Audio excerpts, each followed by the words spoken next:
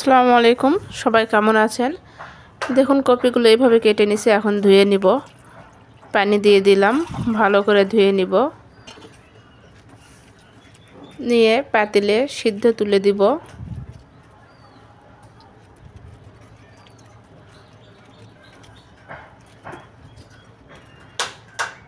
এখন কপিগুলো পাতিলে দিয়ে দিব।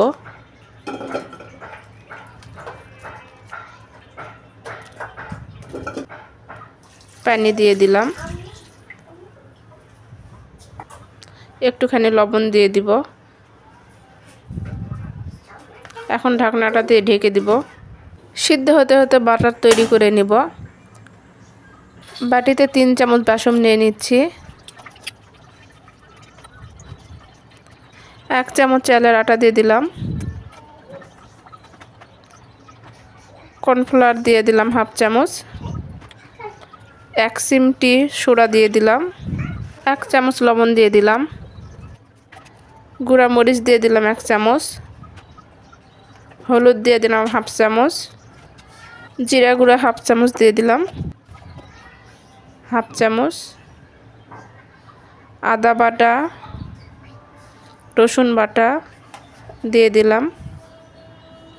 এখন অল্প করে পানি দিয়ে বাটার তৈরি করে নিব। ভালো করে মিশিয়ে নিব। দেখুন হয়ে গেছে।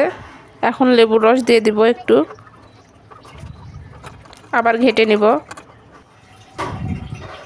ডালাতে কপিগুলো ঢেলে পানি ঝরিয়ে নিব।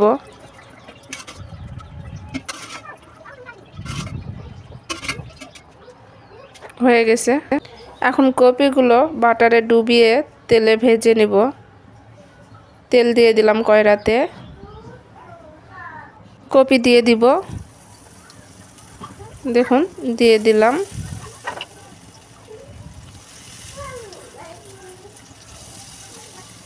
এইভাবে ভালো করে ভেজে নিব, লাল লাল করে ভেজে নিব।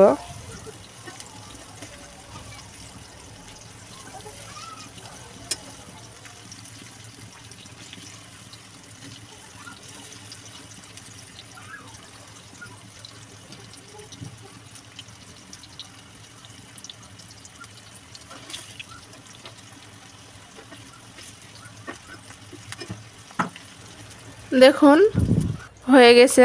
এখন উঠে রেখে দিব।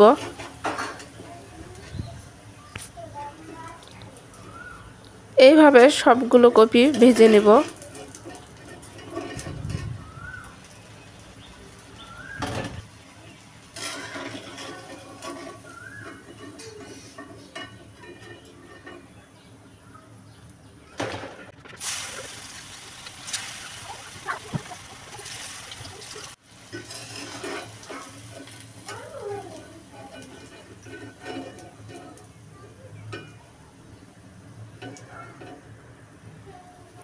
এখন কড়াইতে তেল দিয়ে দিব।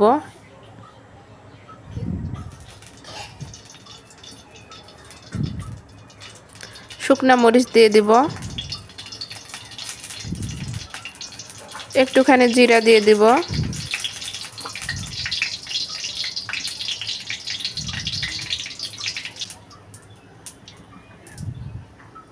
এখন একটু নাড়াচাড়া করে নেব।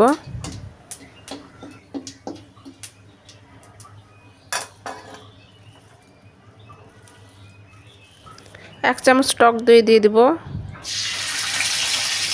একটুখানি লেবুর রস দিয়ে দিব।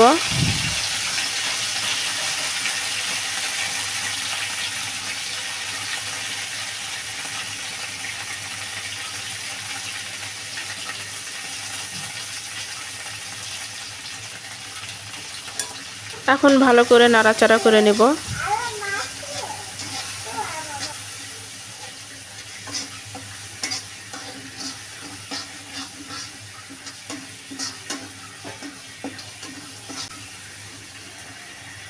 এখন ভাজা কপিগুলো দিয়ে দিব। দিয়ে ভালো করে নাড়াচাড়া করব যাতে মিশে যায় কপির গায়ের সাথে এবং খেতেও অনেক স্বাদ লাগবে। হয়ে গেছে। এখন উঠাই নেব প্লেটে।